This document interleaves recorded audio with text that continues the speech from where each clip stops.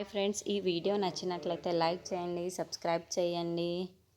మళ్ళీ గౌతమ్ వాళ్ళు గుడికి వస్తూ ఉంటారు. ఇంతలో అక్కడ ఉన్న గౌతమ్ మాత్రం మళ్ళీ దగ్గరికి వెళ్ళి, అమ్మవారి ఆశీస్సులతో మనకి ఒక బిడ్డ పుట్టబోతుంది, కానీ నువ్వు నేను చెప్పినట్లు విన్నట్లయితే నేను చెప్పినట్లు చేయడం లేదు కదా, అందుకే నేను న్యాయ పోరాటం చేయాలనుకుంటున్నాను. అందుకే కోర్టుకు ఎలాగైనా ఈ విషయాన్ని తీసుకొని వెళ్ళాలనుకుంటున్నాను మళ్ళీ అని చెప్పేసి అంటూ ఉంటాడు. ఆ మాటలు వినగానే అక్కడున్న మళ్ళీ మాత్రం ఒక్కసారిగా షాక్ అయిపోయి గౌతమ్ వైపుకు చూస్తూ ఉండిపోతుంది. ఇంతలో అక్కడున్న గౌతమ్ మాత్రం, అవును మళ్ళీ, నేను చెప్పిన మాట నువ్వు వినటం లేదు కదా, నీకు ఎంత హక్కు ఉందో ఆ బిడ్డ మీద నాకు అంతే హక్కు ఉంది.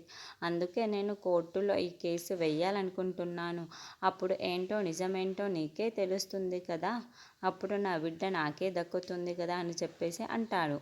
ఆ మాటలు వినగానే అక్కడున్న మళ్ళీ మాత్రం ఒక్కసారిగా షాక్ అయిపోయి గౌతమ్ వైపుకు చూస్తూ ఉండిపోతుంది. ఏంటి ఈయన ఇలా మాట్లాడుతున్నాడు అని చెప్పేసి అనుకుంటూ ఉంటుంది.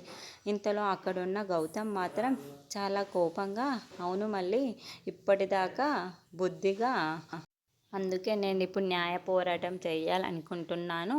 నా బిడ్డకి తల్లి మీద ఎంత ప్రేమ ఉందో తండ్రి మీద అంతే ప్రేమ ఉంటుంది. అందుకే నేను కోర్టుకి వెళ్ళి ఈ విషయాన్ని తేల్చుకోవాలనుకుంటున్నాను. నా బిడ్డ నాకు కావాలి.